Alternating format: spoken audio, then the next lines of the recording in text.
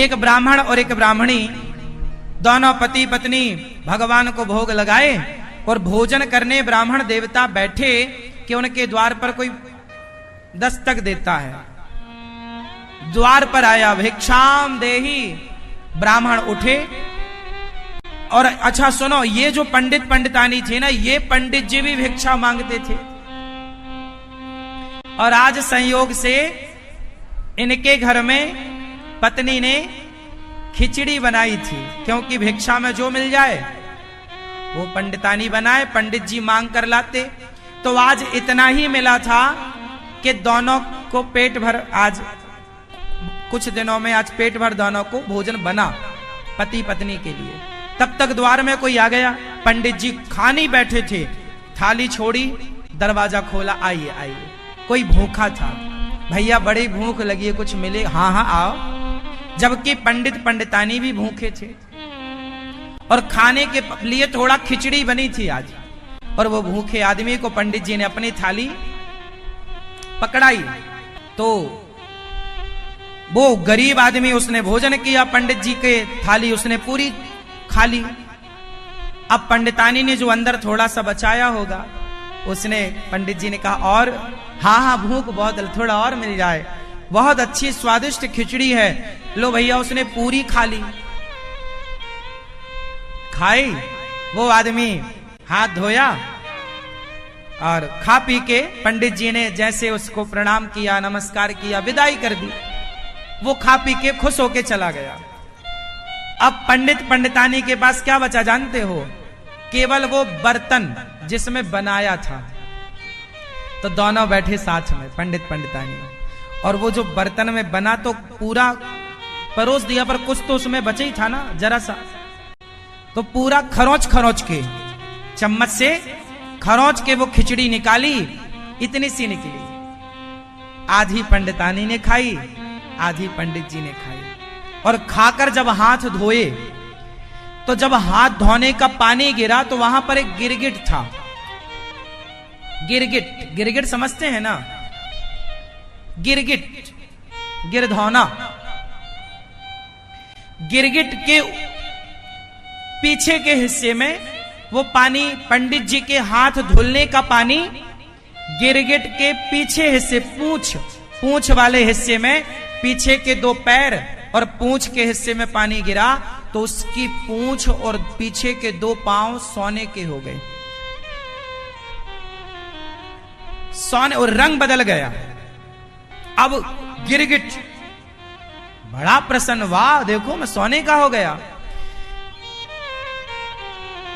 तो गिरगिट ने पंडित जी से कहा, पंडित जी जरा और पानी मेरे ऊपर डाल दीजिए पूरा, तो मैं पूरा सोने का हो जाऊं।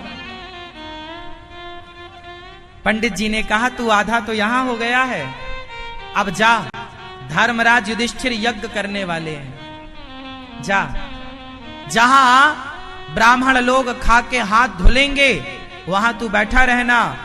जब उनके हाथ धुलने के जल से तेरा पूरा शरीर सोने का हो जाए, तब मान लेना कि धर्मराज युधिष्ठिर का यज्ञ पूरा हो गया। भैया वो गिरधौना उस यज्ञ में चला गया, वो आधा सोने का हो गया। पूरा होना चाहता था तो वो यज्ञ में चला गया। पूरा यज्ञ खत्म, लाखों लोग खा गए, पर वो गिरधौना सोने का नहीं हुआ। अब गिरधौने ने, वहां भगवान श्री कृष्ण खड़े थे, तो गिरधौने ने भगवान से सवाल किया कि हे प्रभु ये बताओ, ये धर्मराज युधिष्ठिर ने इतना बड़ा यज्ञ किया और इतना बड़ा यज्ञ करने के बाद, और जब यज्ञ किया ना तो धर्मराज को बड़ा घमंड था, मैंने यज्ञ किया, मैंने। ये बात तब की है जब गिरधौने का आधा शरीर सोने का था पंडित जी के हाथ धुलने से। अभी ये स्वपच को लाए नहीं थे। पूरा यज्ञ पूरा हो गया। धर्मराज ने कहा, है कोई मेरे जैसा दानी? देखो मैंने कितना सब खिलाया पिलाया। भगवान बोले, युधिष्ठिर जी को घमंड हो गया। तो गिरधौना बोला, अरे महाराज तुम्हारा यज्ञ किसी काम का नहीं है। क्यों? बोले, हम तो पंडित जी के यहां गए थे तो उन्होंने खा के हाथ धोया तो मैं आधा सोने का हो गया, और उन्होंने बोला कि तू वहां जा युधिष्ठिर के यज्ञ में, जब पूरा सोने का हो जाए तब मानना। मैं पूरा सोने का तो अभी हुआ नहीं। धर्मराज युधिष्ठिर बोले, पूरा सोने का तुम कैसे होगे? भगवान बोले, जब आखिरी व्यक्ति खा लेगा, जब आखिरी व्यक्ति का पेट भर जाएगा और उसके हाथ का धौमन जब इसके ऊपर गिरेगा तो वो गिरधौना सोने का हो गया। अब प्रश्न धर्मराज ने पूछा कि प्रभु, ये ब्राह्मण कौन है जिसके स्पर्श से, ये पानी के स्पर्श से ये गिरधौना गिरगिट आधा सोने का हो गया? तब भगवान ने कहा, धर्मराज, तुम इतने बड़े पैसे वाले हो, तुमने इतना बड़ा दान किया तो कोई बहुत बड़ी बात नहीं, लेकिन वो ब्राह्मण जिसके पास केवल आज का ही भोजन था और उसके सामने कोई भूखा आया तो अपना भोजन, अपनी थाली उसे दे दी और दोनों पति पत्नी भूखे रह गए। जरा सा खाके जब हाथ धुला तो उन्होंने किसी भूखे को भोजन कराया। उस भोजन कराने के पुण्य से उनके हाथ का धौमन गिरा तो यह गिरगिट आधा सोने का हो गया। और तुम्हारे यहां लाखों खा गए फिर भी ये सोने का नहीं भया, क्योंकि तुम्हें अभिमान है, तुम्हें अभिमान है कि तुम कर रहे हो। आखिरी व्यक्ति जब खाया तब फिर वो यज्ञ पूरा हुआ धर्मराज का। मैं कमा रहा हूं ना, तुम घर पर रहो। वाह, क्या बात कर दी तुमने। यही बात मैं बोलती तो कि तुम घर में रहो, मैं कमा रही हूँ, तो जरूर छोड़ देता।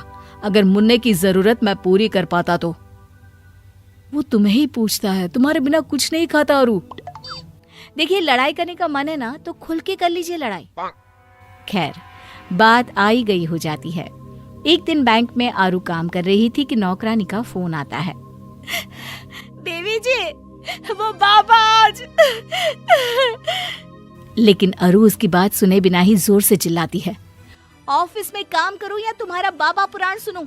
15,000 देती हूँ मैं तुम्हें, पता है ना? वो भी कोई काम नहीं है, सिर्फ एक बच्चे को देखना होता है जो ज्यादातर सोता ही रहता है।